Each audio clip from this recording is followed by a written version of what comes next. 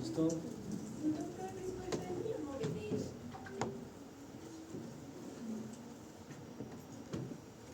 Sí, llamé de nuevo. ¿A quién más no ha llamado? ¿Ah? También llamé. Ah, eso es así.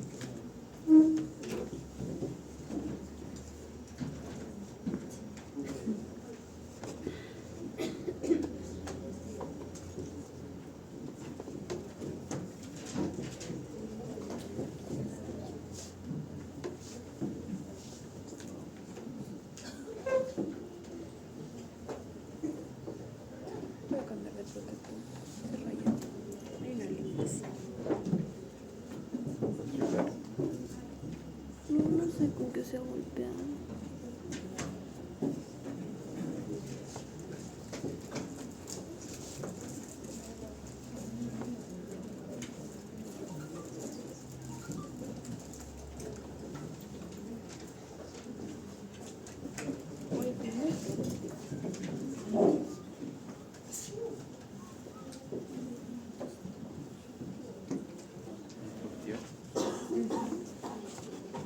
Creo que separaron Sí. para el desarrollo personal de cada uno. Hoy yo no. Wilson no está, ¿no? Absolutamente nada. Hoy día estamos batiendo récord de asistencia. Primera vez, 41 presentes. Muy bien.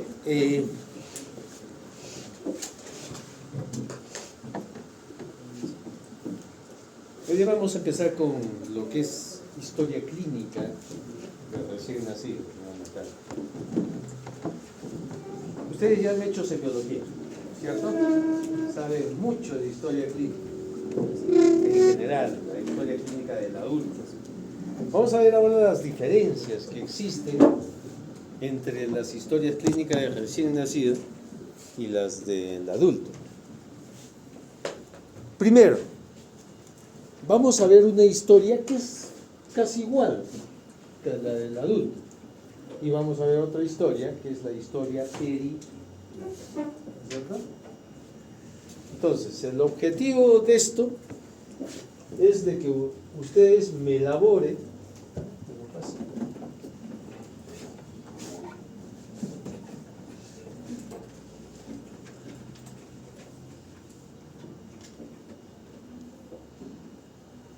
una historia clínica neonatal. ¿Sí? Y como les dije, hay dos que vamos a ver. La historia clínica que ustedes conocen de hospitalización y la historia del nacimiento. ¿Cuál es la historia de hospitalización? Es como cualquier otra historia de un paciente que viene de la calle, ¿cierto? O se va a hospitalizar, que ya tiene su historia perinatal, que es una ficha simple, con datos simples, que se hace al 100% de los recién nacidos. Pero hay un porcentaje de estos, que hemos dicho más o menos, hay un 10% de todos los niños que se van a complicar y que vamos a hospitalizar. A estos niños que nacen mal, que los hospitalizamos, o a aquellos niños que vienen ya de la calle, después de varias semanas o de días, nosotros le vamos a hacer una historia clínica como la que ustedes conocen, con algunas diferencias y algunas recomendaciones. La primera parte de la historia clínica se llama anamnesis. ¿De dónde viene anamnesis?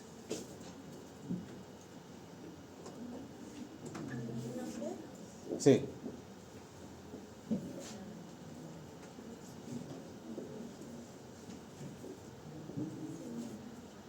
De recordar. Por eso se llama anamnesis. Recordar. Dejar de no recordar, algo así. ¿Qué es el interrogatorio? ¿Qué es la conversación? No sé a ustedes, pero a mí me enseñaron que el 60% del diagnóstico de una historia clínica de cualquier paciente viene de la madre. Hay un 30% más o 20% que me ayuda el examen físico y hay un 10-20% que me ayuda los exámenes auxiliares. Sea una tomografía, una resonancia, una radiografía, un hemograma, un cultivo, un PCR, exámenes de orina, de heces, ¿sí? Pero 60% con preguntar yo ya tengo idea qué es lo que tiene. ¿Sí?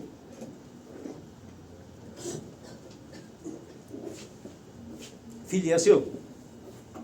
¿Qué viene de la filiación? Y vamos a ver las importancias que tiene un recién nacido. Primero la identificación, ¿no es cierto? Nombre. Y ahí vamos a poner, como cualquier historia, nombre. Después viene la edad. Muchas veces el niño puede tener horas o días.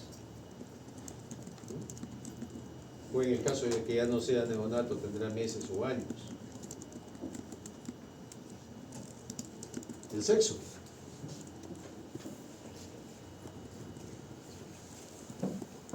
Hay patologías más asociadas al sexo masculino, en general. Porque después, ¿qué viene? Ustedes tienen que ayudar. Lluvia de ideas. ¿Qué más viene de la religión? La procedencia, porque es importante por las áreas endémicas. La dirección para ubicarlo, ¿no? Y bueno, igualmente, ¿no? Le preguntamos el teléfono fijo, ahora le preguntamos el teléfono celular. No hay ni un paciente, de verdad, por más que venga de una comunidad que no tenga forma de ubicar. ¿Sí? ¿Qué más?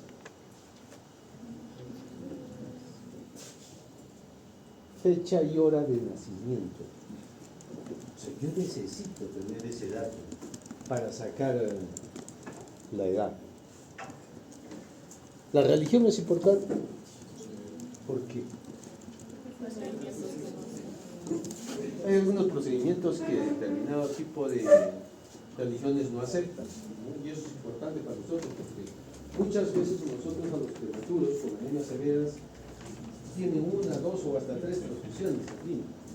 O incluso, si hay una ictericia grave, severa, les hacemos recambio sanguíneo, ¿no es cierto? Les sacamos sangre y les ponemos otro sangre. Y muchas religiones no aceptan eso, ¿no? Porque van a contaminar su cuerpo de esa persona. Pero riesgo de morir. Entonces tienen que entender, muchas veces hemos recurrido al fiscal de prevención del delito porque están atentando contra la vida, el cuerpo y la salud de la persona, ¿no? Hay un delito tipificado de esa manera. Y tenemos que salvar a la persona. Pero bueno, hay esas cosas, ¿no? Que cada vez son más, ¿no? ¿Qué otra cosa se pone? Pediatría la ocupación, pero en este caso no amerita poner una ocupación, ¿no? Yo pondría lactante. No es su ocupación, eso no se ocupa.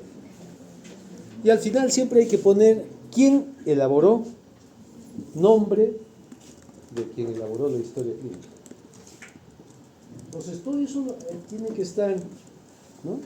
Bien tipificado ahí, la dirección, el celular, forma de ubicarlo. A veces urgentemente necesitamos la presencia del papá o la mamá a medianoche, ¿no? en los sitios de hospitalización. Y bueno, eso es al menos en cuidados intermedios, que es hasta donde ingresan los internos, pues los internos hacen la historia clínica, este tipo de historia clínica para hospitalizarse. Después viene la segunda parte de la anamnesis, que es enfermedad actual, en las cuales es los signos principales. Por ahí vino con dificultad respiratoria, fiebre, o por ahí vino con diarrea, o por ahí vino porque no saturaba bien, o porque estaba histérico, ¿no? Diferentes signos distintos de los principales. El tiempo de enfermedad, la forma de inicio, ¿no? ¿Desde cuándo ¿Cómo empezó? La mayoría pues es de inicio agudo, brusco, ¿no? No hay tiempo muchas veces en un recién nacido de que sea insidioso. Y viene el relato. El relato viene a ser la novela que ustedes van a describir. Lo más importante de la anamnesis es el relato. Por ejemplo, vamos a poner un ejemplo de un niño de 7 días que se va a su casa. Se fue a su casa al segundo día, después del nacimiento, parto normal. Y a los 7 días viene, porque la mamá dice que no lacta. ¿Sí? Que tiene fiebre, como síntomas principales. Que está hipoactivo. Y que se ha puesto amarillo. Ya las mamás no saben. No, es que tiene, no, se ha puesto amarillo. Entonces, ¿cómo harían el relato ustedes de esos síntomas principales? Empieza, ¿no? ¿Refiere quién? La mamá, o la tía, o el papá, que ustedes estén interrogando. Que desde hace días, horas, presenta disminución en la lactancia materna. Succiona muy poco tiempo y se cansa, ¿no? Sigo con el síntoma, lo voy disgregando. Y que desde hace un día presenta fiebre, pero no lo midió, o sea, no es cuantificada, sencillamente lo siente febril. Y que además, desde que lo sacó del hospital estaba amarillo y cada vez lo ve más amarillo. Como tenía fiebre, fue a la farmacia. Muy bien. Y ahí le recomendaron paracetamol. Siempre cuando haya un medicamento, ustedes tienen que decir, ¿qué medicamento? ¿Qué más? ¿Qué le dio? ¿Cuánto le dio? Ah, me dijeron que le dé 10 gotitas. Le dio 10 gotitas. Ah, pero ¿cada cuánto tiempo le dio? O sea, voy disgregando. Por eso el relato es como una novela, como un guión. Después, ¿qué hizo? No, después no mejoraba y lo llevó al centro de salud. En el centro de salud le dijeron, lo pesaron, ahí recién lo pesaron, y le dijeron que se había bajado mucho de peso y que lo deberían referir al hospital, por lo que le refieren al hospital. Todos esos eventos por los cuales regresó. ¿Sí? Todo eso me van a poner. Al final de la enfermedad actual siempre pongan funciones biológicas. No estamos hablando de vitales, porque eso es examen físico. Biológicas, quiere decir que ustedes le van a poner succión, deposiciones. Sí, ha presentado 3 deposiciones en las últimas 24 horas de características normales. Orina, no, dice que no orina las últimas 12 horas. No hay presencia, no moja el pañal. ¿No? Y apetito, ¿cómo estaría? Está hipoactivo, disminuido. ¿No? Entonces, todas las funciones biológicas lo ponemos antes. Después al último en la enfermedad. Después vienen los antecedentes. Y los antecedentes lo voy a dividir en varios, ¿cierto? Personales, familiares, socioeconómicos. De esto, ¿cuál es el más importante? Los personales. Y en los personales yo voy a poner que es, yo lo puedo dividir, incluso los personales, en prenatales, natales y postnatales. Entonces, ¿qué datos? O sea, cualquiera que lea esa historia se va a dar cuenta qué pasó con ese bebé. Prenatales, ¿qué pondría? De la gestación. Entonces dice, madre de 30 años. Gesta 3 Abortos 1, hijos vivos 2, partos 2, hijos vivos 2. Edad gestacional 38 semanas. Si tuvo patologías o no durante el embarazo. Si tuvo o no controles prenatales. Si tuvo o no vacuna antitetánica. Su grupo sanguíneo. ¿Es importante? Claro, porque estamos hablando de que tiene ictericia. Yo quisiera saber si no hay incompatibilidad. Entonces, grupo sanguíneo de la madre. ¿Qué otra cosa es la madre? La serológica, el RPR, ¿no? Que fue positivo, negativo. Muy bien, con eso yo tengo más o menos una idea que me puede estar influyendo esos datos de la gestación o no. Durante el parto, serían natales, ¿no? ¿Qué averiguaría? Datos de nacimiento. ¿Cómo fue, no? Peso. Si tuvo una edad gestacional por capurro, ahí le pone porque es después, pero el peso al nacer. Parto autóxico o distóxico. ¿Cómo nacer? El lápida. Todo durante el parto, ¿no?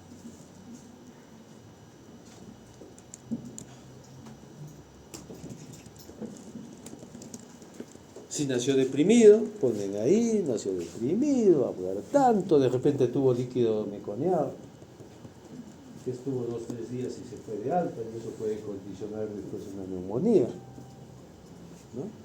Va a ir dependiendo de cómo vaya averiguando todo. Y de los postnatales, ¿qué averiguarían? ¿Qué les interesaría? Los postnatales son después de que se fue pues, a la casa. ¿Qué pasó? ¿Lo vacunaron o no lo vacunaron? ¿Qué más postnatal? ¿Cómo se alimentó? ¿Le dio fórmula? ¿Fue mixta? ¿O fue lactancia materna exclusiva? ¿Qué fue?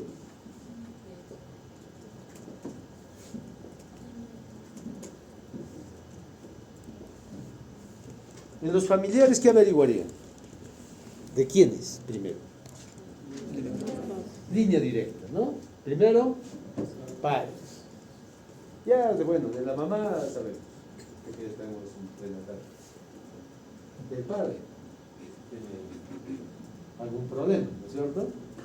Alguna patología genética, si tiene alguna enfermedad crónica, diabetes, ¿no? Hipertensión, porque esos son predisponentes familiares. El niño puede, ¿qué más? Si tiene hábitos nocivos, ¿no? Drogadicción, alcoholismo, ¿no? Lo más común, ¿no? La cuevita ya lo han metido de alcohólico, ¿no? Que no deja de agarra una y no la suelta 3 o 4 días. Y eso es un antecedente malo. ¿Qué otros familiares? Abuelos. Porque de ahí, esa es mi línea directa, ¿no? De ahí patología. Hermanos, si es que lo tuviera. Si hay malformaciones, ¿no? Hay unas malformaciones que tienen una predisposición familiar. Después vienen socioeconómicos. Ya averiguamos socioeconómicos. Que interesen. Saneamiento. ¿Dónde vive? El cómo vive. ¿Con quién vive?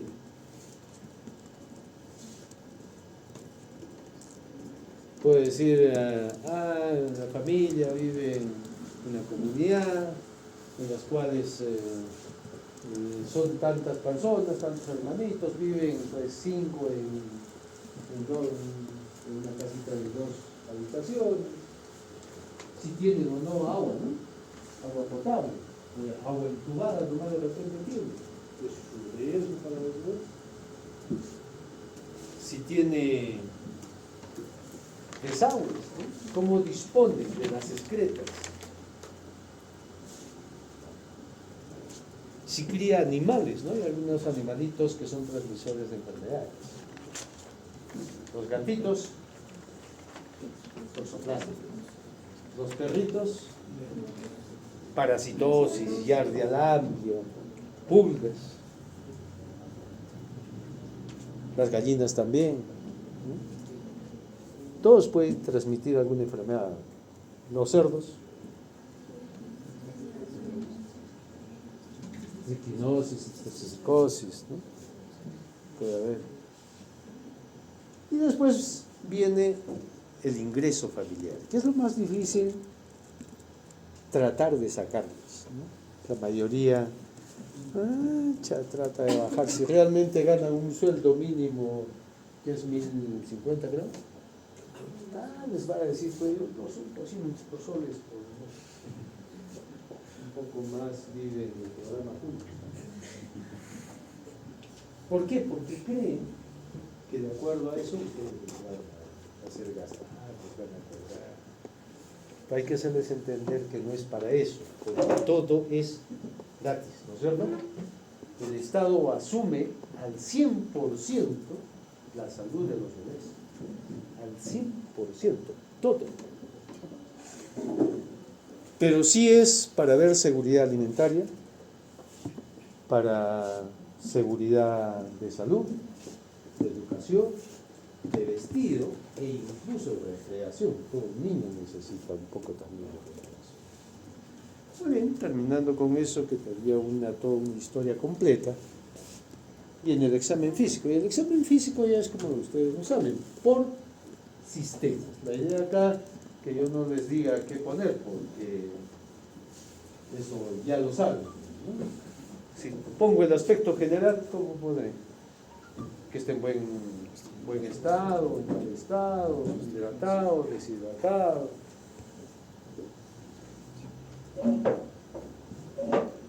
A mí no me gusta poner, por ejemplo, regular estado de hidratación, buen estado de hidratación, mal estado de hidratación. Las cosas son simples.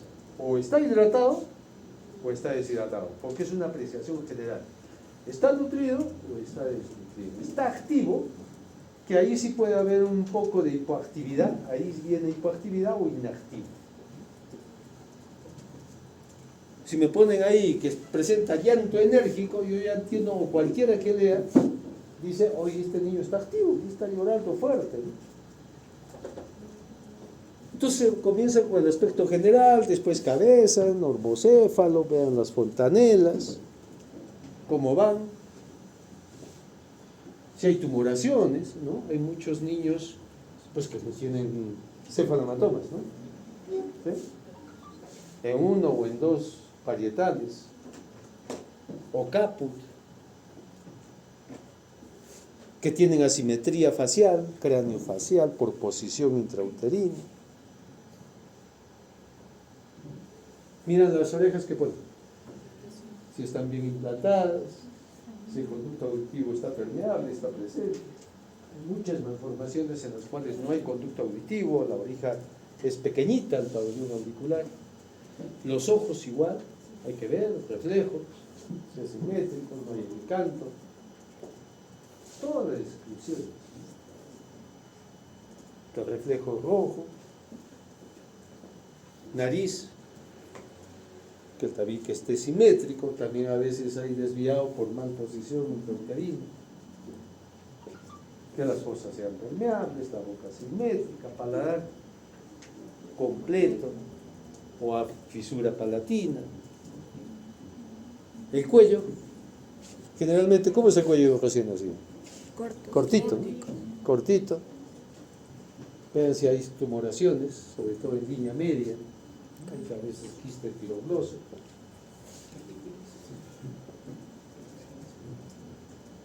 Siguen bajando, clavículas, siempre examinen clavículas, pasen por la superficie superior de la clavícula para ver si están íntegras.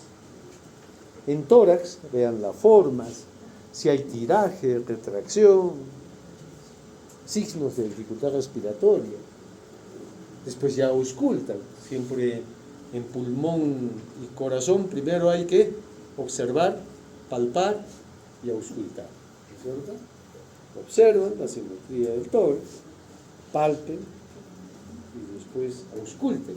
Murmullo vesicular que pase en ambos campos pulmonares, que no haya ruidos sobreagregados, corazón, que no haya actividad, que los tonos sean fuertes, regulares,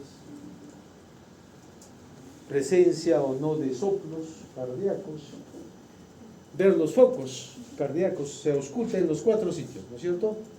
¿Cuáles son los 4 focos pulmonares? ¿Qué está acá? Yo me voy a señalar. ¿Foco?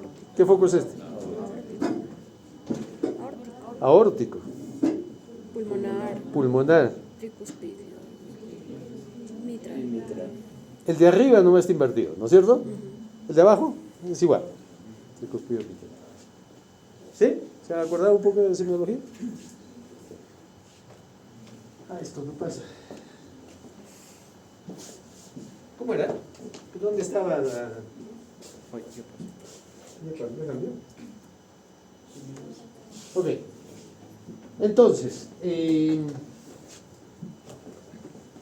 se habrá pasado otra?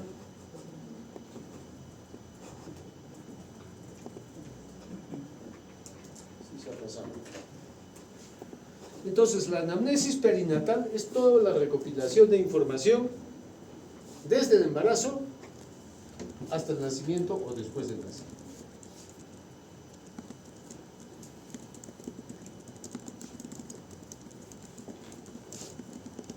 Primer punto, detectar precozmente problemas al nacimiento. Esa es la idea de hacer la historia clínica. Prevención, estar preparado para prevenir futuras dificultades. O sea, hay muchos datos que nosotros debemos conocerlo antes de que el niño nazca. Tengo que estar preparado para eso. Y tercero, hay que explorar todos los antecedentes maternos y familiares. Porque todo lo que le ocurre a la mamá puede influir en el recién nacido.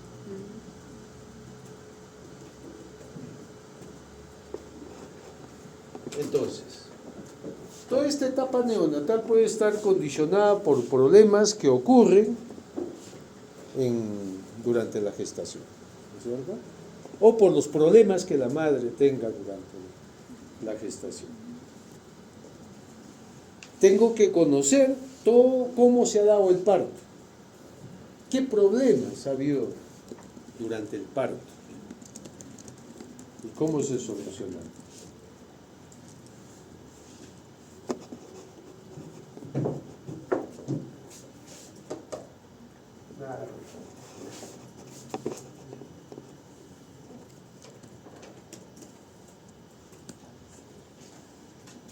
El 90% de los embarazos va a tener una evolución normal, pero siempre va a haber algo que va a condicionar que nosotros nos quedemos con ese bebé. Para el padre que espera con ansia a su bebé, cualquier cosa que esté mal, pues va a ser un evento extraordinariamente sensible. Entonces en eso el médico tiene que ser muy empático, ¿no es cierto?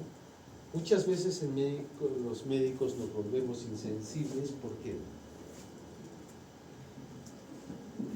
¿Por qué? ¿Por qué nos volvemos insensibles? ¿Por qué perdemos esa empatía? Todos los días sometido al mismo estrés, ¿no es cierto? Entonces a veces diferenciando, hay médicos y hay médicos, ustedes igual, va a haber médicos y va a haber médicos. Van a ver que a pesar de las adversidades hay médicos que tienen bastante paciencia. Y a pesar de todo hay médicos pues, que no la tienen, ¿no? El estrés les gana. Entonces, cualquier cosa pregunta. Les pongo un ejemplo. Hay un paciente, lo atendemos en consultorio. Tenía una raíz muy simple para hidratar, que salió en el examen negativo para bacterias, Le dicen, muy bien, paracetamol para que haga fiebre, proceso viral, y hay que darle un suarito. ¿Qué hace el papá? Llega a su casa, en la noche, 10, pero doctor, esto está presentando toda esta cosa. 2 de la mañana, doctor, ¿sabe qué? Mi niño está que llora y no duerme. 6 de la mañana, doctor, ¿a qué horas lo puede ver? ¿Sí? Los padres son así. Entonces, hay un grupo de médicos que tienen que tener paciencia con eso. Algunos son pediatras. Algunos pediatras se equivocaron de especialidad. ¿Eh? Entonces, ¿qué tenemos que hacer? Empáticos, ¿no? Sí, pues estoy cansado, estoy irritable, ya no quiero nada. Eso es nuestro trabajo.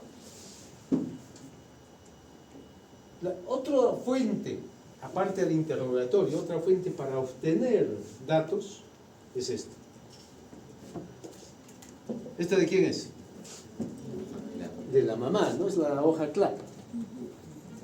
La hoja CLAP. Es la historia clínica perinatal de la mamá, en las cuales hay todos sus controles, ¿no? Acá hay para los controles ideales, ¿no? 1, 2, 3, 4, 5, 6, 7, 8, 9 controles. Un problema. Y están todos sus datos de su hemoglobina, su grupo sanguíneo, su RPR, acá está su paridad, solamente es un cuadradito acá que tenemos para el recién nacido, cuando nace. Eso lo tienen en obstetricia. Detrás de esta cartillita van a encontrar esto, en la hoja de atrás de la cartillita.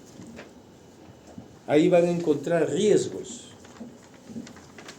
¿Por qué?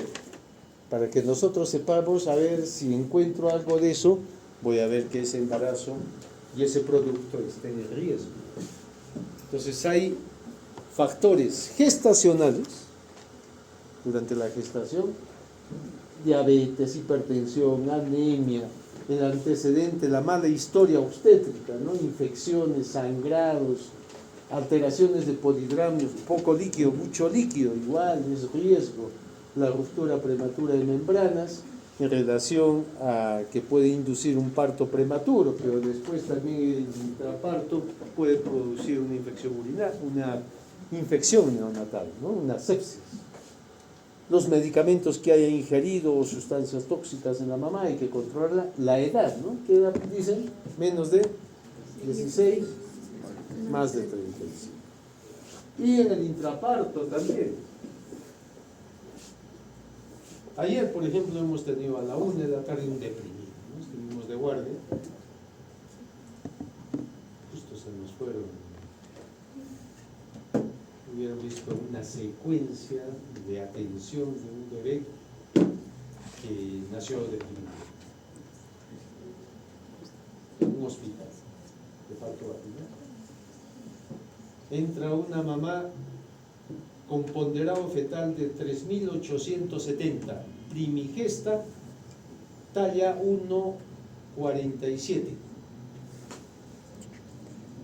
Y estaba en trabajo de parto con 2 de dilatación. Entonces le digo a la obstetra que está ahí, la obstetriz, le digo, ¿y han evaluado bien?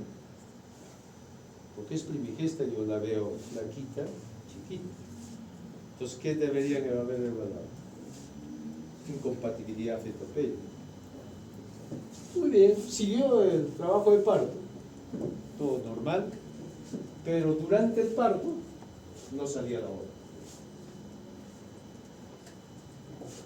Se han matado haciendo cristal en una maniobra que está proscrita, prohibida, no se debe hacer.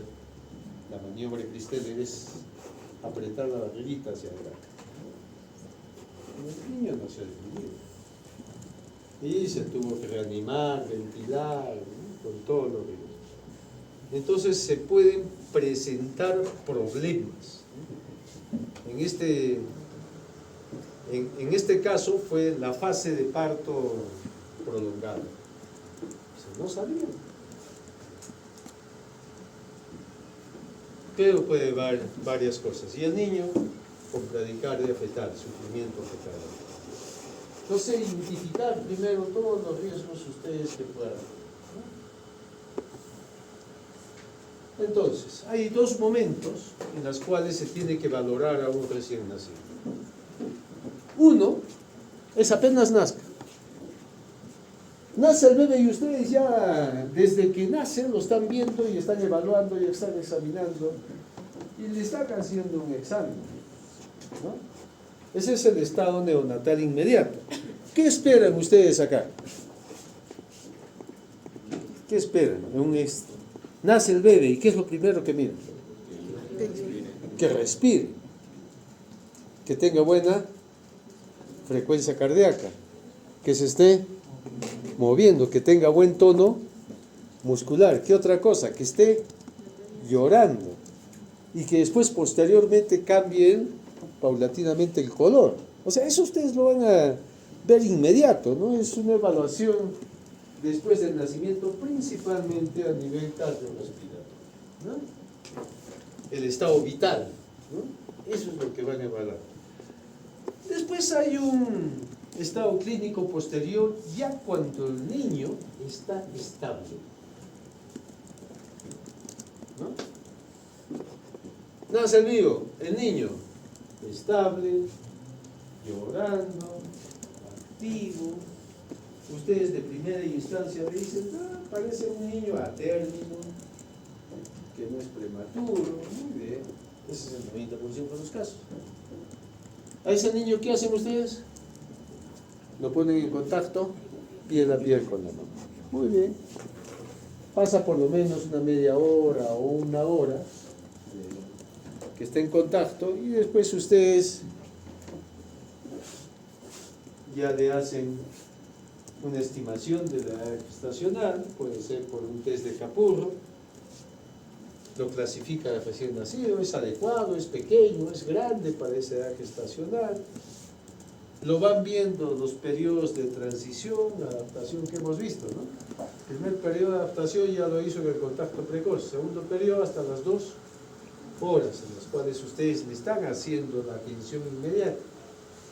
Y el segundo periodo de reactividad ya debe estar otra vez con su mamá, ¿no es cierto? Porque ya tiene que adaptar otra vez. Entonces tienen que ver, evalúen todos esos periodos de adaptación. Entonces hay una estricta coordinación entre dos servicios. Neonatología, que es la especialidad de la pediatría, con la obstetricia. Con la obstetricia, que es dos cosas, ¿no? Bueno, yo los conocía como obstetrices, que ahora hace unos años, hace unos 8 o 10 años salió su ley y ya no son obstetrices, que son obstetras, pero confunde mucho, ¿no? Confunde con el gineco obstetra, ¿no? Y ahí es la lucha que tienen esas dos entidades. Pero bueno, nosotros coordinamos con obstetricia. ¿Qué es obstetricia? El servicio. Y en el servicio, ¿quiénes trabajan? Técnicos, obstetras y ginecólogos. Lo tomo así y lo acepto así. Entonces, ¿qué hemos logrado? Que el servicio de obstetricia, cada vez que haya algún embarazo de alto riesgo, nos haga una interconsulta para conocimiento. Y nosotros nos vamos a enterar del asunto y nos preparamos para ese caso.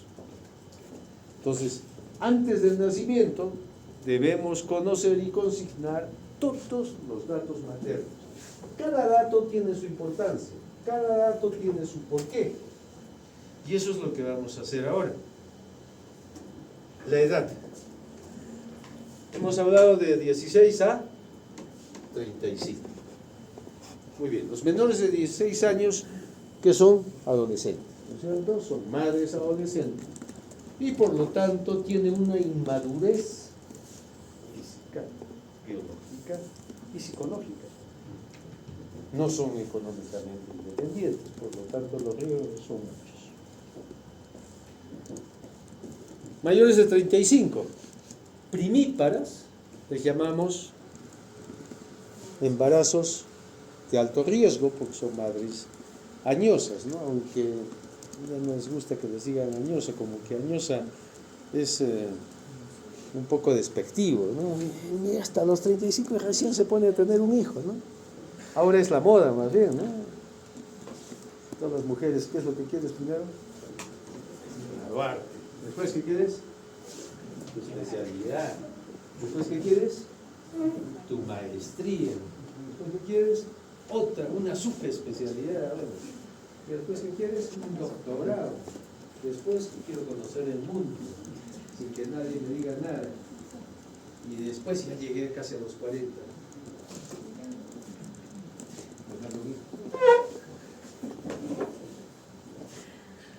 Y si no consigo fertilización in vitro, para eso han mejorado las técnicas. Si es multípara, igual, mayores de 40 es un riesgo. Porque en añosas, ¿qué problema tenemos? Aparte de que los tejidos cambian, aparte de que probablemente van a ser cesáreas, aparte de que pueden tener alteraciones de tipo genético, cromosomial, ¿no?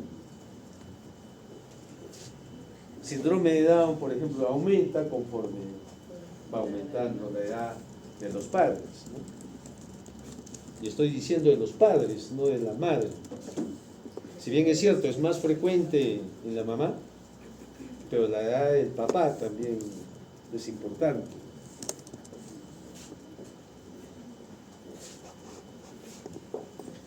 La talla. ¿Riesgo no? Y ahí en la historia perinatal van a encontrar la talla. ¿Por qué? Porque va en relación a la incompatibilidad fetopélvica, ¿no? A las desproporciones, toda la constitución. La multiparidad, si es más de 5 hijos, también. A veces ese útero ya está atónico, a veces ya el hecho de ser muchos hijos, pues que la mamá descuida, ¿no? No tiene cuidado respectivo. La esterilidad anterior, cuando son abortos habituales y las mamás están con una ansia, con un embarazo deseado, con nosotros le decimos embarazo o gestación valioso, producto valioso, porque es bien esperado. Siempre ese producto va a tener más riesgo de que no termine, ¿no? De que sea un parto prematuro. Si no es aborto, es prematuro, y el prematuro va a tener más riesgos. ¿Qué necesito? La edad gestacional, lógico. Ahora, si tengo la edad gestacional por fecha última regla menstrual normal, exacta, perfecta, pónganlo así. Es mejor que si le hacen el capullo, el Cervalar, es mejor si tienen una ecografía. La fecha última regla si es exacta, si la mamá se acuerda de la fecha última regla, no hay que dudar. Si hay malformaciones uterinas, ¿no?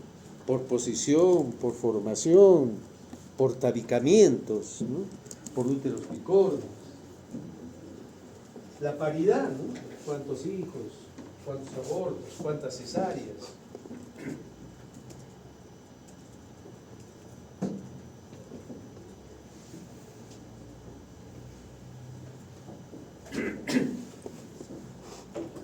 El aumento de peso. Si se van a dar cuenta, hay mucho de acá de obstetricia. Por eso es esta relación que hay. ¿Cuánto aumenta de peso durante el embarazo? ¿O cuánto debe aumentar de peso? ¿Ah? 9 a 12 kilos. Unos 10 kilos. ¿Necesito el grupo sanguíneo de la madre? Si todas las mamás durante el control prenatal se tienen que asegurar de que tenga grupo sanguíneo. Porque después de que nazca el niño, a todos los recién nacidos se les tiene que hacer grupo sanguíneo. ¿Para qué? Para identificar la incompatibilidad sanguínea. Al igual que serología, ¿no? La sífilis, o sea, cuando yo era estudiante había bastante, después había bajado un poco y ahora sigue habiendo bastante. No es una enfermedad que esté bajando. Todo el tiempo tenemos sífilis. Ahí ahorita tengo a 12 en el hospital. Entonces siempre la mamá tiene que tener su serología para sífilis, serología para VIH. Necesito saber cómo están los latidos cardiofetales. Claro, en los controles ahí está, ¿no? Que no haya signos de sufrimiento fetal. Los latidos cardiofetales, ¿qué deben estar? 120 a 160. Si tenemos forma de tener una ecografía y yo tengo el ponderado fetal, me sirve, ¿no? Porque si ya tengo la edad gestacional y tengo el ponderado, ya antes de que nazca, yo puedo decir si tengo un RSI o no. Si hay algún peso que no corresponde a esa edad gestacional que tengo. Antes de nacer ya puedo inducir que esto. Y me tengo que preparar para recibir a ese tipo de cosas. Las vacunas antitetánicas es importante, ¿no? La vacuna antitetánica que les pusieron a todos ustedes de niños no es que les dure toda la vida. Va bajando la seroconversión. ¿Cuántas vacunas debes tener? 5. ¿Quién tiene 10?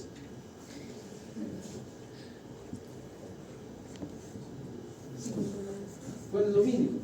2. Mínimo 2 para decir 80% de seroconversión. Me estoy refiriendo a producción de anticuerpos. Si tengo 3, ya me sube a 90% de seroconversión. Si tengo 4, ya me sube a 95% de seroconversión. Y si tendría la 5, 99% de seroconversión. De ahí va lo mínimo y lo ideal así, de vacuna antitetánica. De repente dirán, pero no, pues yo voy a dar a luz acá, sí, pues, pero ¿cuántos creen que hay en ciudad incluso de partos en domicilio? ¿Les ganó? ¿O cuántos creen que en el taxi no están naciendo? Y ahí se están contaminando. Y muchas veces en la casa cortan el cordón con lo que tienen a la mano, porque es un parto inesperado, ¿no? Agarran una tijera, sí, dice porque le pusieron alcoholcito, o agarraron una guinea, un cuchillo, ¿no? En el campo peor, había una costumbre de la teja caliente, con eso cortaba. Alguna vez escuché, Chancao, ¿qué pasa? Están pastoreando su ganado. Piedra con piedra. Y después lanita le ponen. Con lanita. Y vienen así al hospital o al centro de salud donde ustedes van a estar, amarradito con su lanita de borrego.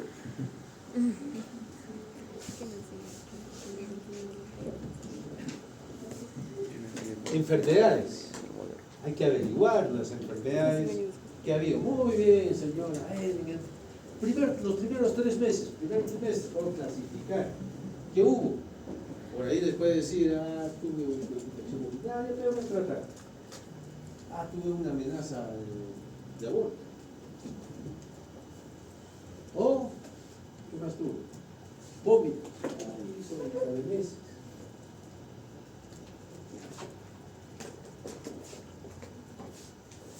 Segundo trimestre, igual. ¿Qué presentó? Tercer trimestre, igual. Infecciones, hemorragias. Hay patología infecciosa, enfermedades de transmisión sexual, ¿no? Hipertensión o enfermedad cardiovascular. Las hipertensiones pueden ser antes o durante, ¿no es cierto?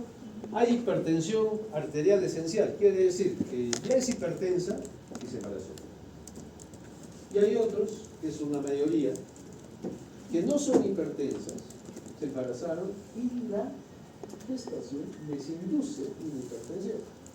Esas son las gestaciones inducidas por el embarazo, las que hacen las preeclampsias. Enfermedades tiroideas, colagenosis, ¿no? Hay también las diabetes. Esta parte es importante. Hábitos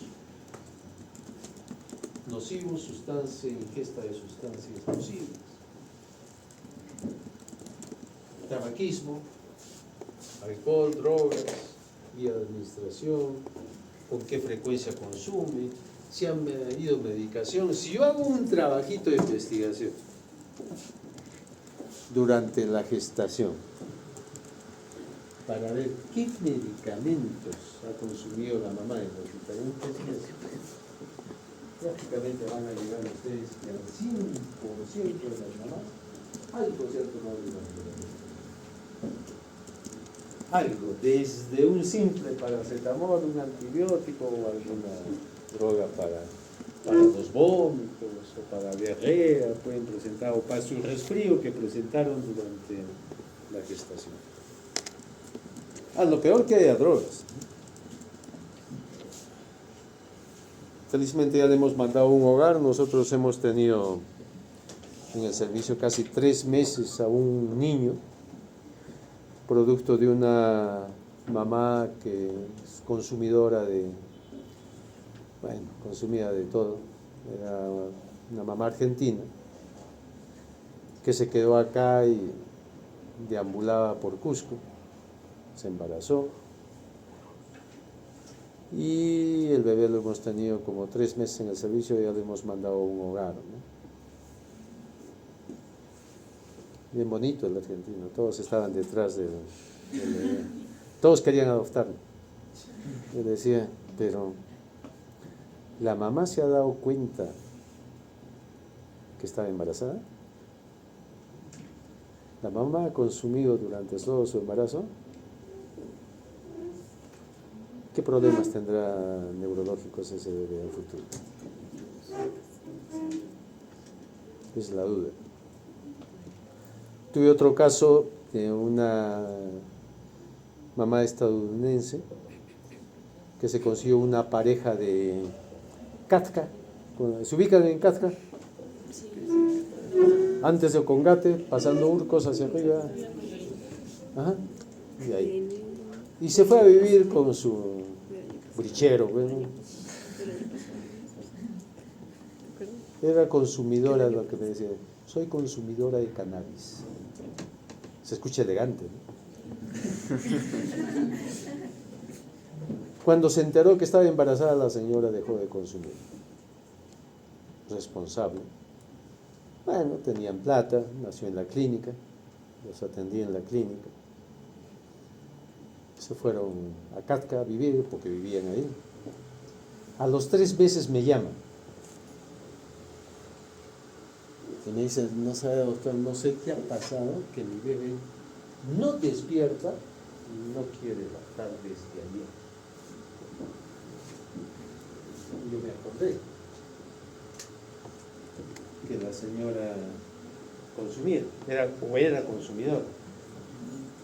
Entonces le pregunté, ¿no? Le dije, ¿no habrás consumido cannabis? Sí, doctor, no estaba consumiendo, pero he tenido un problema con mi pareja y he consumido, pero me he salido de la casa y me he ido al patio. Ojo, no ha fumado desde casa, no ha fumado delante del bebé, no, se ha ido al patio a fumar. ¿Qué es lo que no entiende la señora? Que el principio activo va a sangre, que la leche está bastante con lípidos y que el principio activo de la marihuana o de la cannabis sativa es liposoluble, y si es bien liposoluble, las cantidades del principio activo de leche altas. Entonces lo dije que lo trajera, lo hemos hospitalizado en la clínica. ¿Qué hemos hecho? Primero ponerle un suero, ¿no? De desintoxicarlo al bebé, un diurético, suerito, que despierte, y después darle, desgraciadamente, una fórmula, porque no puedo utilizar la leche de la mamá. Entonces hay todos esos problemas, pero tengan en cuenta que todos esos problemas lo que más va a afectar es el sistema nervioso. ¿Sí? Igual, en caso de radiaciones, no sabemos a veces cuánto de radiación puede ser necesario para alterar, porque todo esto, ¿de qué depende? De la edad gestacional. Si es una administración, sobre todo en el primer trimestre, en el periodo embrionario, la posibilidad de malformaciones no necesariamente orgánicas, sino de tipo fisiológico es alta. Alteraciones, ¿no? Hacen síndromes de abstinencia los bebés. Con alcohol, hacen un síndrome alcohólico fetal. Igual, nace el bebé, RCIUs, hipoglicemias, hipoactividad, estrés respiratorio, una serie de problemas. Entonces hay que averiguar todo esto. La mayoría de los casos de patologías producen una insuficiencia placentaria. Quiere decir que alteran la placenta, que prácticamente es el pulmón y el aparato digestivo del feto, porque por ahí pasan los nutrientes y el oxígeno, y lo vuelve insuficiente, sea porque hay calcificaciones, envejecimiento, infartos placentarios que pueden condicionar que el niño no desarrolle bien. Y todo va a depender de la edad gestacional, donde la noxa haga su efecto. ¿No? Todos los casos de patología, diabetes, eritroblastosis, patología tiroidea, ¿no? Problemas inmunológicos específicos. Las hipertensiones y las diabéticas son las que más problemas de tipo pulmonar, de tipo placentario tienen.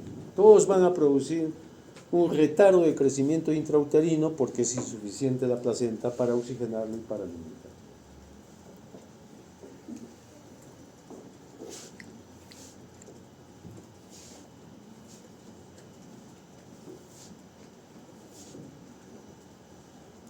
Nosotros, la raza humana, está destinada a tener un solo hijo. No es normal, como en otros mamíferos, que pueden tener 2, 3, 4, 5, 6, que nosotros tengamos más de uno. El hecho ya de tener 2 no es normal, ¿no es cierto? Es raro. Entonces un embarazo gemelar siempre va a ser de alto riesgo. Siempre van a necesitar más atención, siempre van a necesitar más alimentación, siempre van a necesitar más cuidado. Generalmente a veces no llegan al término porque compiten con un espacio acá que es para uno, donde hay 2 o a veces 3 o más. Entonces, varias de estos problemas que puede presentar la mamá pueden terminar en un parto prematuro. Entonces hay que recopilar toda esta información y estar preparados. Las infecciones igual, ¿no?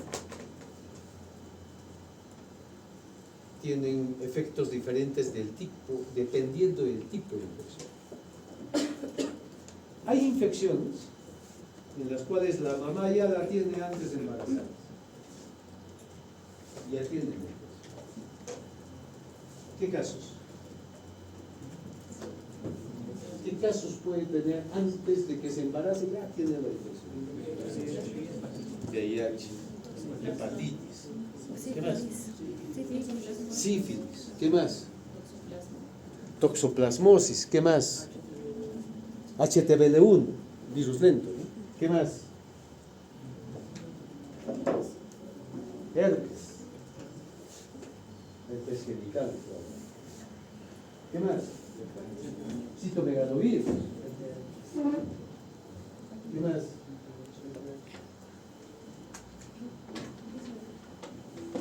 ¿Qué más puede tener antes de? Papilomavirus. Entonces todo eso yo lo tengo que ver, porque hay algunas indicaciones específicas para decir, no, hay que referirlo al hospital y hay que que nazca por vía cesárea. Por ejemplo, la recomendación de un VIH es que ustedes me lo refieran antes para que pueda hacer una cesárea programada y disminuir el riesgo de transmisión, ¿no?, al momento del parto vertical. Entonces, de acuerdo al tipo, esas enfermedades, por ejemplo, pueden producir desde el comienzo todo el citomegalovirus, parvovirus, herpes, todo lo que hemos visto. Desde el primer trimestre pueden producir problemas en el feto. Por lo tanto, ese feto no desarrolla bien desde el comienzo. Y ahí va la diferencia entre un retardo de crecimiento intrauterino simétrico y asimétrico, o tipo 1 y tipo 2. Y ahí va el pronóstico, ¿no? Que los RCIUs, que son simétricos, que son desde el comienzo del embarazo, tienen peor pronóstico porque no tienen buen desarrollo cerebral. En cambio, los RCIUs, que son después de la segunda mitad del embarazo, tienen mejor pronóstico. Eso cuando hagamos RCIU, pues lo vamos a entender mejor. Pero tenemos que verlo en qué trimestre fue el asunto, ¿no?, para ver si afecta o no el periodo embrionario.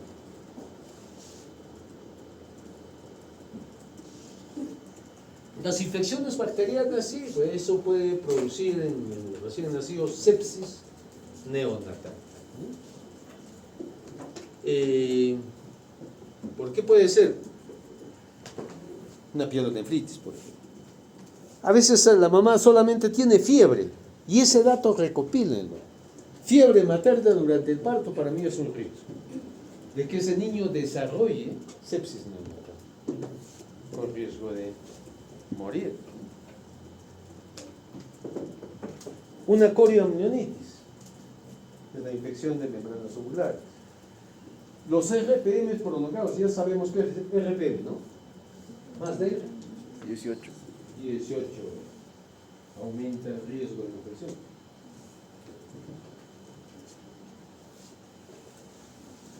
Hay un germen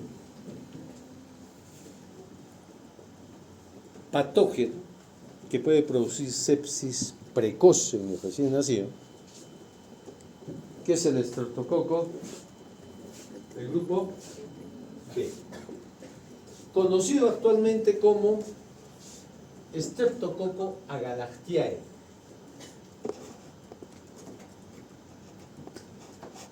Hay muchos países que tienen un screening. A todas las mamás les hacen un cultivo de secreción vaginal a las 28 semanas para identificar el estreptococo. Y a todos estos niños, durante el trabajo de parto, pues a la mamá le pasan dosis altas de penicilina, ¿no?, para disminuir el riesgo de transmisión hacia el bebé.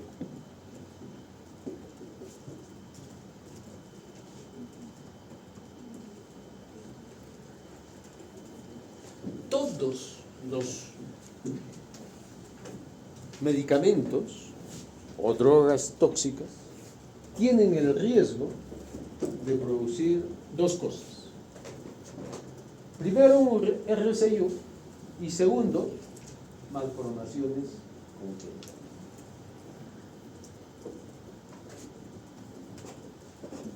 Entonces son los dos efectos más importantes que me puede inducir los medicamentos y drogas. Por eso, no es necesario, a veces hay que preguntarse si realmente es necesario que esa mamá tome esos medicamentos, ¿no? Lo que se tiene que evaluar ahí es costo-beneficio.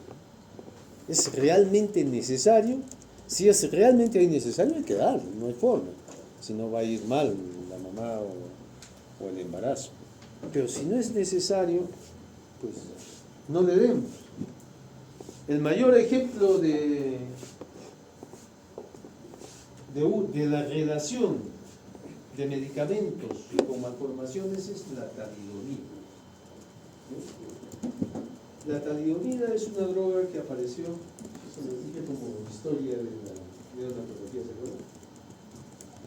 Por el año 57, 1957.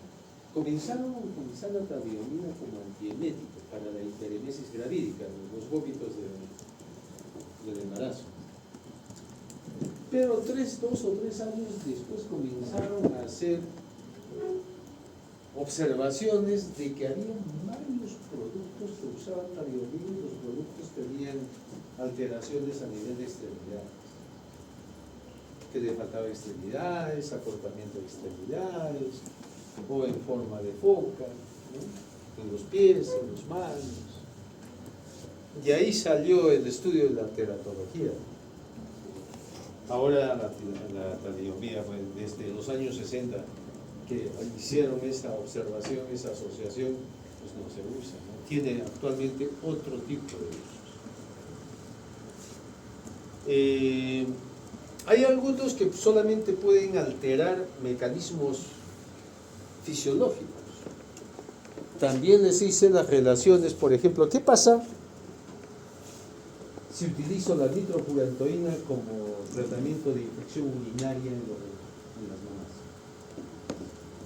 en el último mes? La nitrofurantoína interfiere con los factores de coagulación, eso me puede inducir enfermedad renal. ¿Qué pasa si utilizaría sulfas como tratamiento en las mamás a una diarrea o un proceso respiratorio? ¿No? El cotrimoxazol, el famoso Bactrim, que todos conocen. Puedo inducir a que no haya un metabolismo adecuado de la bilirrubina, y ese niño haga más, ictericia con riesgo de más que el. ¿Qué pasa si utilizo ácido valproico, fenitoína, fenobarbital en las mamás? Puede haber problemas de cierre de tubo neural, meningoceles, encefaloceles. Entonces, siempre cuando tenga una mamá epiléptica, bueno, la droga de elección en mamás epilépticas, en gestantes epilépticas, es carbamazepina. ¿Qué hay que darles para evitar que aparezca defectos del tubo neural? ¿Qué evita la aparición de defectos del tubo neural? Ácido fólico. Entonces tengo que asociarle ácido fólico. Todas las mamás tienen que tener ácido fólico. Yo cuando estuve residente tuve una experiencia de atender al tercer hijo de una mamá, los 3 con meningocelia, ¿no? Y probablemente ningún ginecólogo le dijo, no, ¿sabes qué? Ya toma ácido fólico. De repente ese es el problema. Y se repitió 3.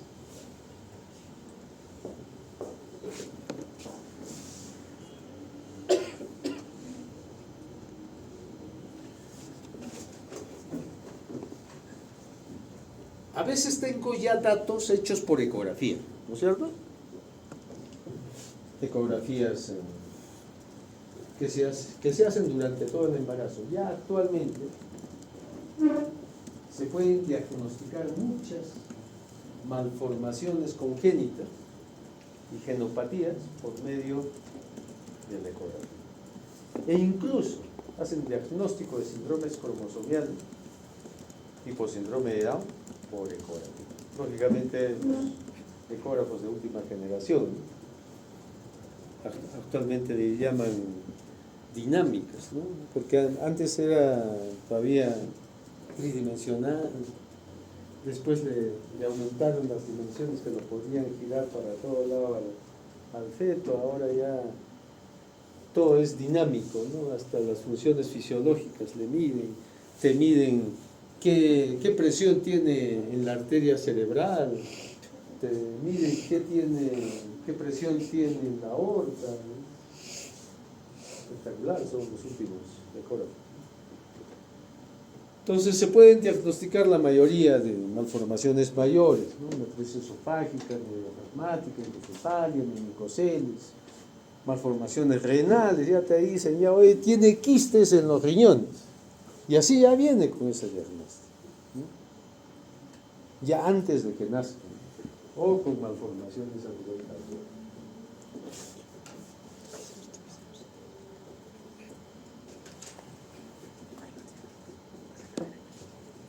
Entonces se puede determinar todas estas patologías ya prenatalmente o también por estudios de líquido amniótico o por sangre corporal.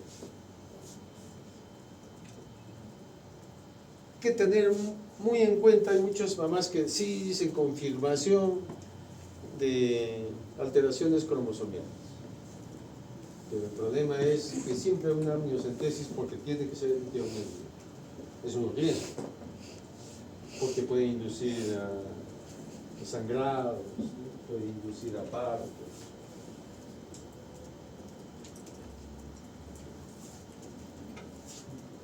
Ver el grupo sanguíneo, porque yo después del nacimiento puedo tener incompatibilidades sanguíneas.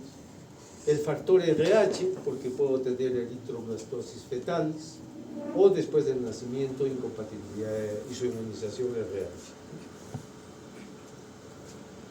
Cuando yo tengo solamente viendo la fórmula obstétrica es la que es lo de cuadraditos, ¿no?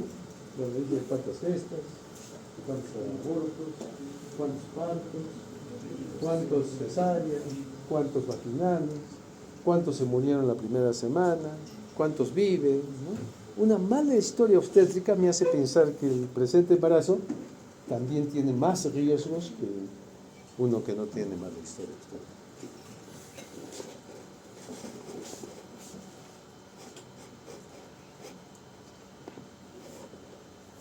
Eso es antecedentes del parto.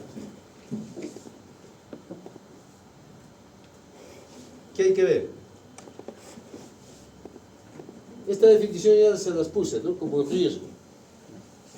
RPM más de 18 horas. Pero, ¿qué es la rotura prematura de membranas? Antes del inicio del trabajo del parto. No durante el trabajo del parto. Eso sería una ruptura espontánea de membranas. Valor en el líquido amniótico. Sale el líquido amniótico y tendrá características. ¿Cuál es la característica usual? Lo normal de la característica del líquido amniótico. Claro, grumoso. ¿Sí? ¿Qué significa grumoso? Que tenga grumos blancos, ¿no? Algodonosos. ¿Por qué son los grumos algodonosos? Por el unto sebáceo que se desprende en el niño a término prematuro, hasta las 36 semanas. Si rompe membranas, ¿cómo va a salir ese líquido? Clarito, sin grumos, porque todavía no desprende su unto sebáceo, está bien protegidito, todo de grasita alrededor del cuerpo. El unto sebáceo es un protector contra la maceración del líquido amniótico.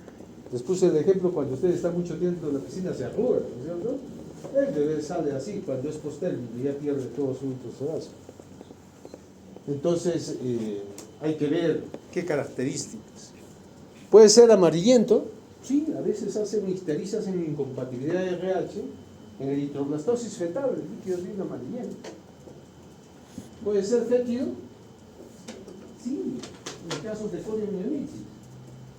Nace y el bebé apesta, ¿no? Y todo el líquido apesta.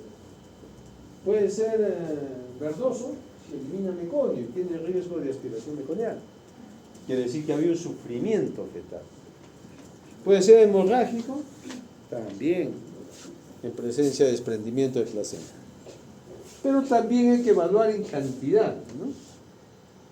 O es poco o es mucho. ¿Cuál es lo normal de la cantidad de líquido amniótico?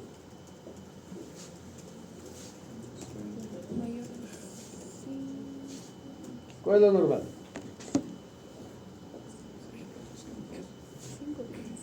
Generalmente, ¿cuándo decimos oligohidramnios? Menor a 5.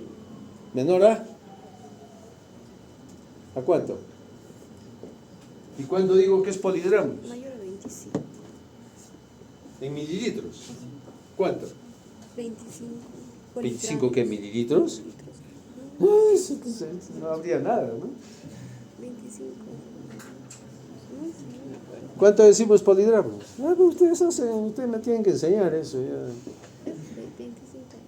No es mi área. Es área obstétrica. 25. Hay algunos que dicen 2 litros, ¿no? Hay unos que dicen litro y medio, más de litro y medio, o más de 2 litros. es polidramnios. ¿Y qué significa que haya más de 2 litros de líquido amniótico? Que el bebé no lo ha estado tragando, ¿no es cierto? Y si no lo ha estado tragando es porque ha habido obstrucción a nivel del esófago o del duodeno. ¿Sí? O sea, todo es una secuencia, si se dan cuenta.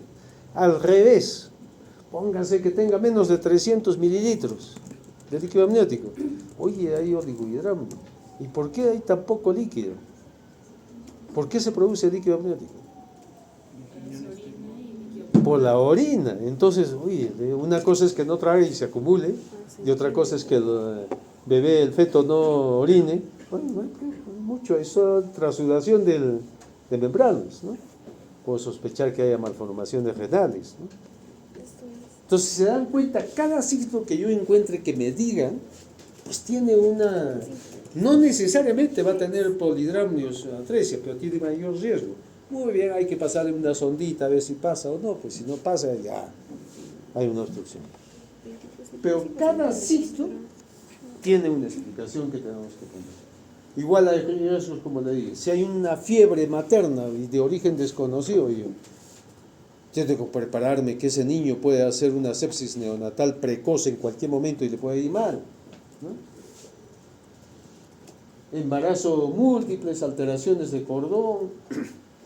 A ver, de repente ha habido circular, prolapsos, procúbitos, prosidencias de cordón. Hay tantas cosas que ustedes tienen que saber. Por eso es donde hacen obstetricia, ¿no es cierto? La cesárea. Fíjense que estoy poniendo la cesárea como un riesgo. Porque no es lo normal, ¿no? Siempre hay un mayor riesgo en un parto por cesárea. Por algo se hace cesárea, porque es un embarazo de alto riesgo. Medicación sedante, si la mamá tomaba algún sedante, ¿no? O hipnótico. La ruptura prematura de membranas, que es mayor de 18 horas, ¿no? Puede producir una infección, y esto tenemos que investigarla bien. No es lo mismo tener un RPM en un prematuro menor de 35 que en un niño mayor de 35 semanas. Hay estudios que han puesto esa barrera, ¿no? O ese límite, 35 semanas, que aumenta el riesgo. Después del nacimiento, ¿qué hay que consignar en la historia?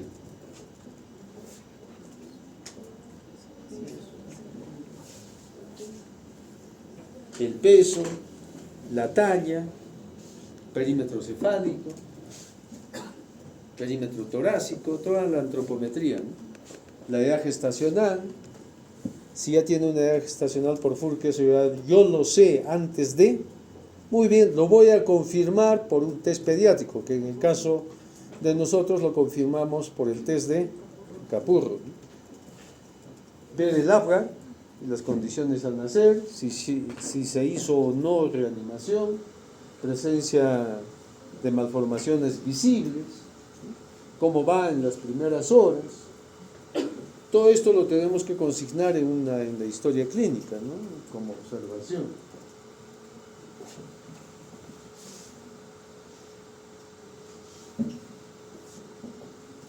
Los prematuros y bajo peso son dos condiciones independientes, porque no necesariamente todo niño de bajo peso es prematuro. Todo prematuro menor de 37 semanas tiene riesgo que aumenta conforme disminuye más la edad gestacional. Pero el peso puede ser dependiente de la prematurez, pero también puede ser dependiente de una desnutrición fetal. Puedo tener un niño a término con peso bajo. Esos son los pequeños para la edad gestacional, ¿no? Cuando lo adecuamos. La hipoxia. El APGAR tiene a ver, la primera publicación del test de APGAR en una revista, fue hecha por una anestesióloga, Virginia Abgar. O sea, Abgar viene de su apellido. Y las cuales creó este test para ver la condición de recién nacido al nacer. Entonces se ha demostrado a través de los años que no sirve para decirme qué voy a hacer, pero sí me sirve para medir cómo está yendo el bebé, lo que yo me estoy atendiendo, ¿sí? Cómo está evolucionando. Es un valor pronóstico. Entonces, el Apgar al minuto expresa principalmente la evolución prenatal. O sea, ¿qué pasó? ¿No es cierto? Durante el parto. En cambio, el Apgar a los 5 minutos tiene un mayor pronóstico en cuanto a la normalidad o potencial neurológico. ¿Qué Apgar ponen generalmente en la mayoría de los bebés? ¿Han visto esa historia? 8, 9. 8, 9, ¿no? Parece calcado. 8, 9, 8, 9. Todos tienen 8, 9. Lo normal del Apgar es de 7 a 10. ¿Sí? Por lo tanto, la mayoría les ponen 8, 9 porque ahí pues, lo que les puede faltar es el color. Yo les voy a decir un Apgar. 2, 8. 2 al minuto, 8 a los 5 minutos. ¿Qué me dice? ¿Por qué nació? ¿Depresión severa? Sí, porque es menos de 3. ¿De rápida recuperación? Rápida recuperación. ¿Pronóstico? Bueno. Les pongo otro tipo de Apgar. Apgar 2, 4, 7. Indica 2 al minuto, 4 a los 5, 7 a los 10 minutos. ¿Qué pasó con ese niño? Demoró en recuperarse.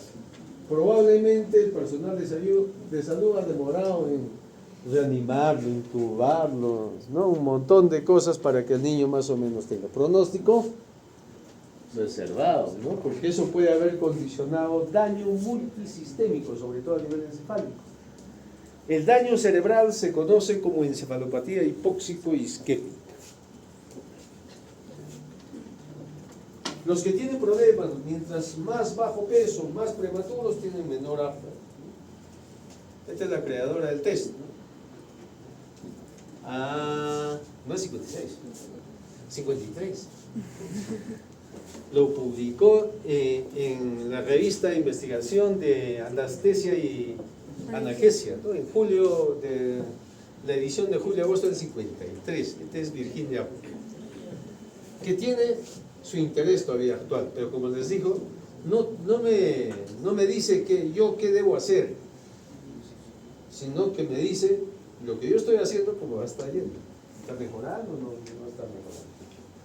Más es un factor pronóstico. Este es el test que lo van a encontrar ustedes en cualquier sitio, el test de Apgar. ¿Cuál es lo ideal? 10. ¿Cuál es lo peor? 0. ¿Cómo se clasifica? De 0 a 3. Severa. De 4 a 6. Moderada.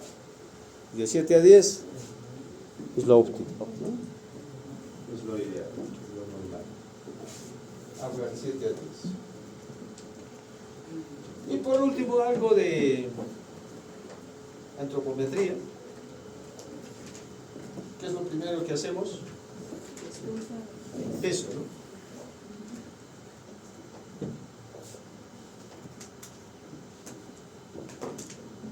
El peso es una medida del crecimiento intrauterino. Antes pues teníamos, no sé si han conocido todavía, las balancitas eran esas con pesita, que se giraba una pesita al costado derecho e izquierdo. Todavía hace como 20 años tenemos estas balanzas que nosotros las nivelamos solamente apretando un botoncito, llega a 0 y lo ponemos. Ponemos cualquier sabanita, otra es 0 y otra es ese peso real del bebé. Ahora estas balanzas las tenemos incluso incluidas dentro de las incubadoras. El peso del recién nacido tiene una evolución. ¿Qué hace en los primeros días? Más o menos un 2-3% por día, hasta el cuarto, quinto día. Hasta ahí va. ¿Qué pasa después del cuarto, quinto día?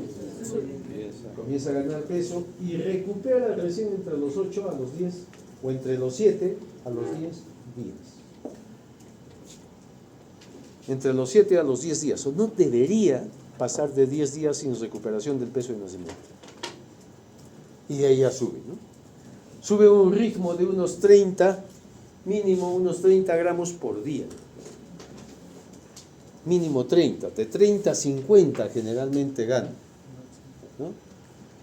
El primer mes, un niño, por ejemplo, de 3,200 debe estar pesando, o 3,300 debe estar pesando unos 4 a 4,200 al primer mes. Niño normal. Prematuro, lógicamente, que descentraría.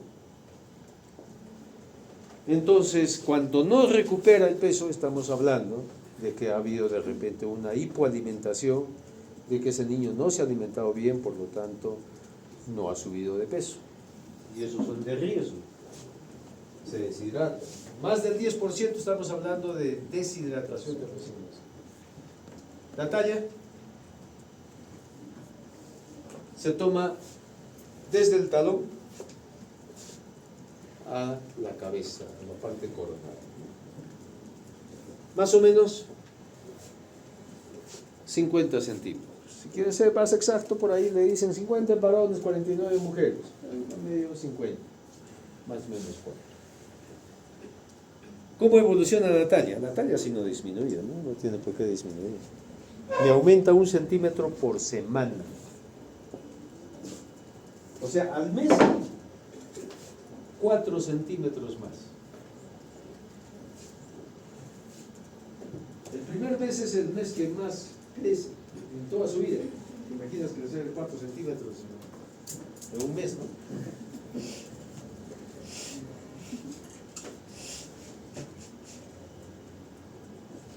Perímetro cefálico. ¿Cuál es el promedio? 35. Más menos 2, pero el promedio 35 centímetros. ¿Cómo van a medir el perímetro cefálico? La parte más prominente a nivel occipital y sobre las cejas, ¿no? La línea supraciliar. Por encima de las cejas y la parte más prominente, la más lejana que esté atrás. La cabeza me dicta el crecimiento encefálico. Yo siempre a veces a los papás les digo, yo le doy más importancia a controlar la cabeza que el peso y la talla. Porque fíjense, ¿cuánto crece la cabeza? Medio centímetro por semana. Perímetro cefálico. 2 centímetros por mes. Y eso se repite en los 3 primeros meses. 2. O sea, de 35 a los 3 meses ya tiene 41. Al año tiene 46. A los 2 años tiene 49. A los 3 años tiene 50, 51. Y la cabeza de ustedes ronda entre los 55 y 56 centímetros. Desde los 3 años, 5 o 6 centímetros. Nada más. ¿Y cuánto creció en los primeros 3 años? 15 centímetros. Las 3/4 partes de su cerebro final, los primeros 2 o 3 años. Y la 4ª parte de a partir de los 3 años hasta la adolescencia. Y ahí lo que siempre les digo, cuando me mandan, las profesoras me mandan, ¿no? Doctor, me han dicho que lo lleve al pediatra para que le dé vitaminas, porque no atiende, no aprende, es movido, molesta a los compañeros, ¿no? Niños hiperkinéticos, con falta de concentración, de razonamiento matemático, verbal, ¿no? Razonamiento matemático. No lo tiene. Pero la profesora no quiere saber qué le pasó a ese bebé desde que gestó. A mí me gustaría que se interesen, oye, ese niño fue un RCI, o ese niño fue un prematuro, o ese niño sufrió de hipoglicemia, lo hospitalizaron por eso, o tuvo una infección, ¿no? O tuvo ictericia prolongada, estuvo en fototerapia y no sé qué daño habrá hecho a nivel cabecita. Ese niño tuvo algún problema acá adentro, tuvo infecciones congénitas. O sea, no se preocupa qué es lo que pudo condicionar que tenga una alteración a nivel cognitivo, ¿no? Y debería haber una historia clínica en los colegios de todo el historial desde la etapa prenatal. Y ahí se darían cuenta cómo lo ayuda. Y ahí no me lo mandarían para que una vitamina le mejore el asunto, ¿no? Como si el cociente intelectual la compraría en el mercado. No puede ser. O sea, ¿qué es lo que tendrían que hacer? Saber qué es lo que tiene y quién me puede ayudar. Los especialistas en estimulación temprana, dentro de todas sus limitaciones, que desarrollen mejor toda su capacidad intelectual. Entonces, estimulación temprana en el área del lenguaje, en el área motora gruesa, fina, en el área social, interrelación, ¿no? Comunicación, esa parte, que lo hacen educadores especializados, que lo hacen psicólogos, ¿no? O médicos, en el caso de pediatría, neuropediatras, ¿no? Hay hasta psiquiatras infantiles, neuropsiquiatras, que pueden ayudar en eso. Después el perímetro torácico es 2 centímetros menos que el cefálico y el abdominal 2 centímetros menos que el torácico. Esto ocurre solamente al nacer, ojo, porque después el torácico le va a ganar, rápidamente le va a ganar, ¿no? Mi perímetro torácico no es mayor que mi cabeza, entonces solamente es mayor. Por eso es donde cuando sale la cabeza, que es el que mayor perímetro tiene, el resto del cuerpo del bebé sale rápido, ¿no? La única diferencia está cuando el bebé es macrosómico y su diámetro biacromial es más amplio que el de la cabeza.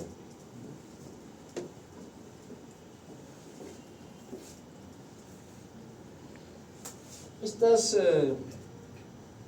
son las historias clínicas que manejamos. Por ejemplo, cada hospital tiene sus historias perinatales, ¿no? Antes no teníamos una historia perinatal. Esa cuando yo vine, ya hace casi 30 años, como cumplir unos cuantos años en el Hospital Lorena, cuando yo vine de afuera, creé estas historias que hasta ahora están, con algunas variaciones que le hemos hecho en el tiempo.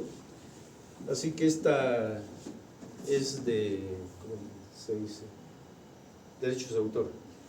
Pues la van a ver, comenzaron cuando la sacamos por el año 2000, comenzaron a llevárselas y en buena hora, en todos los centros de salud, o en algunos, como Abancay, se lo llevaron, más o menos todos lo han adaptado, lo han mejorado incluso algunos, pero la mayoría más o menos tiene casi el mismo esquema. La primera parte, que son los datos maternos. La segunda parte, los datos neonatales. Y hay la parte de examen físico y hay para tres controles en alojamiento conjunto. Estamos hablando, esta es la historia perinatal normal, ¿no es cierto? Para niño sano, la normal. Entonces acá controlamos nosotros el peso, el delta peso, la lactancia, si es buena, si el examen está normal o anormal o aparece algo normal, porque de alojamiento conjunto, si hay algún problema o signo de alarma, lo vamos a hospitalizar también, no podemos hospitalizar. Esta es la historia clínica, que es bueno, esa sí es la que todos utilizamos en todos los hospitales, que va en base a la anamnesis, la filiación, enfermedad actual y antecedentes, ¿no? Y en la otra parte están funciones biológicas, los antecedentes abajo, y en la otra hoja ya viene el examen físico, ¿no es cierto? El examen clínico por sistemas, todo viene por sistemas, viene el diagnóstico, que siempre tiene que ir con su código de enfermedades, el 610 que estamos utilizando. Ya salió en el 11, ¿no? Pero todavía no está en aplicación porque no está en el sistema. Y el plan, ¿no? Siempre yo tengo que tener toda la historia llena, completamente llena, no tiene que faltar nada, porque hay un sistema de auditoría médica, de historias clínicas, que de tiempo en tiempo pasan por los servicios de los médicos. Entonces, si bien es cierto, los internos son los que hacen esto, no lo firman, lo firma el médico. Y el médico está en la obligación de que todo esto pues esté acá, oye, que el teléfono esté, todo como lo ubico, ¿no? En el caso de la anamnesis, que este examen, todos estos datos estén completos, falta la hora, a qué horas te han hecho la historia, a qué horas ingresó ese niño, todo tiene que estar completo, y hasta el diagnóstico y el plan. El plan, puedo decir, se hospitaliza, ¿sabes qué? En reposo gástrico con un endovenoso y le voy a poner en ventilador mecánico. Es mi plan. El resto ya viene en las indicaciones médicas en el RP, ¿no? Entonces, este es básicamente un esquema que tienen ustedes para hacer la historia clínica, ¿sí? Que se basa en nuestra historia clínica final. Y por último, también hacen esto, que en la mañana los internos de mi servicio se han llevado una red. ¿Qué es lo que hacen? Copian la evolución del tiempo. ¿Lo ven?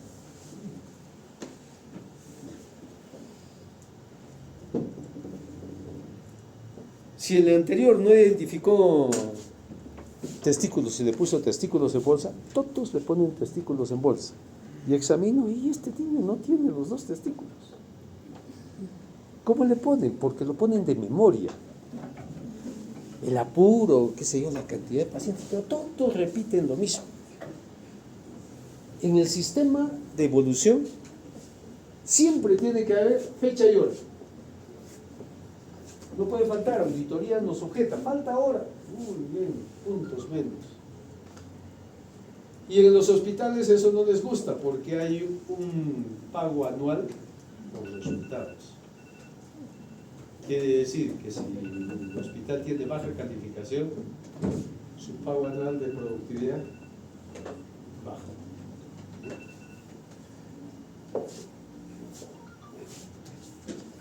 Describen recién nacido, que puedo ponerle el sexo, ¿no? El sexo femenino, de 14 días de vida.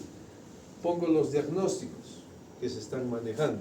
Por ejemplo, en este caso, prematuro de 32 semanas, que hasta 14 días, por lo tanto, la edad corregida es 34 semanas. Que es bajo peso de nacimiento, porque es menos de 2.500 probablemente. Sepsis neonatal tardía, quiere decir que empezó la sepsis después de las 72 horas, que ingresó por una membrana hialina que ya fue resuelta, que presentó hipoglicemia pero ya fue corregida, lo vamos poniendo. Es evolución, eso al día puede cambiar, puede agregarse otros o puede resolverse otros. Y manejamos el acrónimo SOA. SOA. ¿Qué significa ese? Subjetivo. ¿Qué es lo subjetivo? Lo que me dice. Si la mamá se quedó y le preguntó, ¿y cómo pasó? No hubo 24 horas. ¿Qué pasó? ¿Algún evento? Pero como la mamá no está permanente, ¿quién está permanente? La enfermera. Y la enfermera maneja un informe que se llama NANDA. Lean. ¿Qué escribió qué eventos puso el turno día y qué eventos puso el de turno? Por ahí después de ser hipoactivo, por ahí presentó un vómito, 2 vómitos, por ahí después hizo un pico febril, ¿no? O no toleró la leche, o presenta buena succión, muy bien, reportan que presenta buena tolerancia oral, que la cantidad de oxígeno es mínimo, o que le quitaron el oxígeno y satura bien. Todo lo que ha pasado en las últimas 24 horas, ¿no? ¿Qué es el O? Objetivo. Lo que usted es. Y ahí voy a que todos los días tienen que examinar a los bebés. Porque el examen clínico es dinámico en el tiempo. Puede cambiar. ¿Sí? Puede no haber soplos. El soplo no necesariamente aparece desde que nace. Puede aparecer a los 7 días. ¿No? Puede complicarse a los 15 días con una insuficiencia cardíaca. Entonces es dinámico. Tienen que examinar, ¿no? Y por un examen físico activo, está rosado, con oxígeno, cómo está en casco, ¿no? Que los pulmones, sí, murmullo, no hay ruidos sobreagregados, o está con crépitos, o hay disminución de murmullo en el lado derecho, izquierdo, porque aparecen las complicaciones pulmonares en el tiempo, en la hospitalización.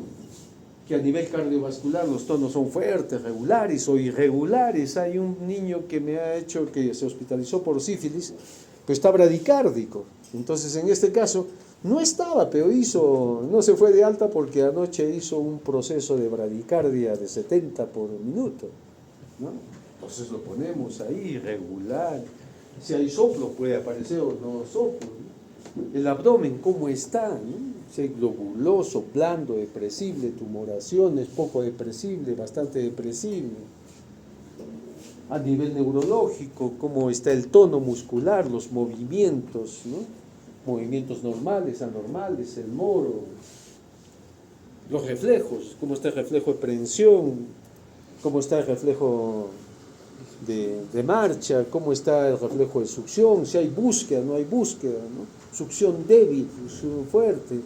Entonces, esa es la apreciación. Si se dan cuenta, no es cuestión de repetir todo el tiempo lo mismo, ¿no? Ahí el niño evoluciona, puede estar estacionario, puede estar mejor, que eso es lo que yo espero, que cada vez mejore y desaparezcan síntomas, mejoren los síntomas, o puede empeorar. Muchos niños que tenemos a veces en alojamiento empeoran, aparecen signos de alarma y ¿qué hago? Lo hospitalizo. Muchos niños que ya los tengo en cuidados intermedios se agravan, empiezan con distrés respiratorio o a veces hasta alguno nos ha convulsionado y tiene que ir a cuidados intensivos, ¿no? Entonces es variable. Edad es la apreciación. Una vez teniendo todo el cuadro, ¿qué espero? ¿Cuál es la apreciación, el análisis crítico de ese paciente para ese día? En las cuales puedo decir que es un niño que está hemodinámicamente estable, inestable, que es un niño que sí presentó 2 vómitos lo que requiere, por lo tanto, los vómitos son de características biliosas, hay que descartar un proceso de obstrucción intestinal o de una infección o de una enterocolitis. Es un niño que presentó fiebre, ¿no? que probablemente se deba a una infección de este tipo o por la mamá por algún riesgo materno. ¿Qué pienso? O sea, ¿cómo estoy apreciando ese niño? Y el plan se hace muy bien en base a todo esto y a mi apreciación. Oye, mira, yo tengo unas indicaciones del día anterior, ¿no es cierto?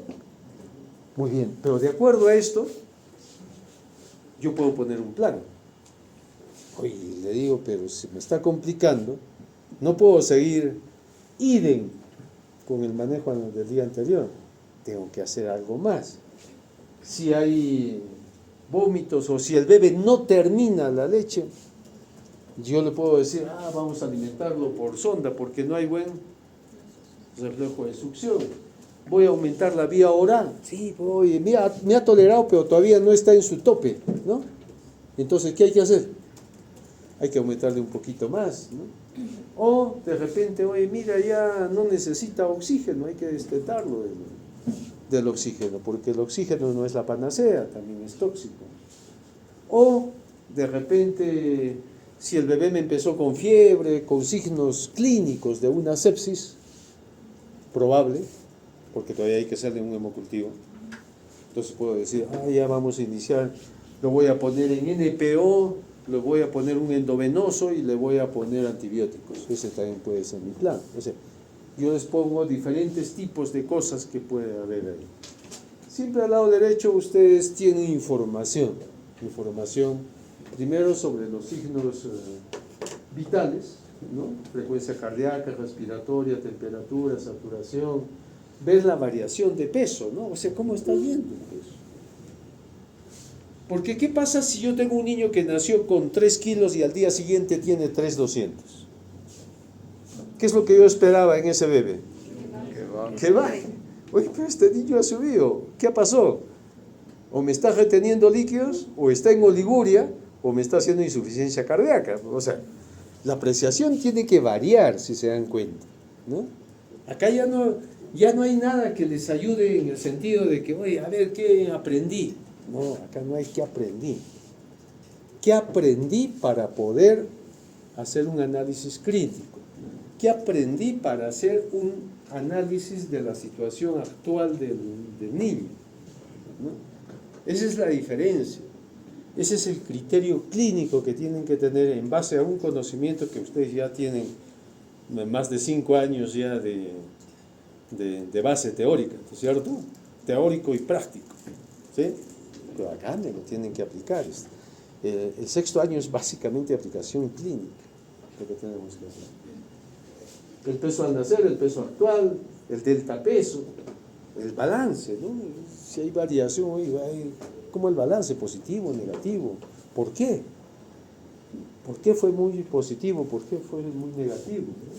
La diuresis horaria, orinó.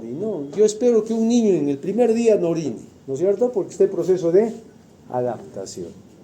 Generalmente el primer día hacen fase oligúrica, pero en el segundo día más bien hacen poliúrica. Y también ayuda a perder peso. Muy bien, con esto terminamos. Y al siguiente hacemos el día martes examen físico, creo que es un seminario. Sábado a las 7 me has dicho, ¿no? ¿Seguro? ¿Van a estar presentes? Pero escuchando, durmiendo.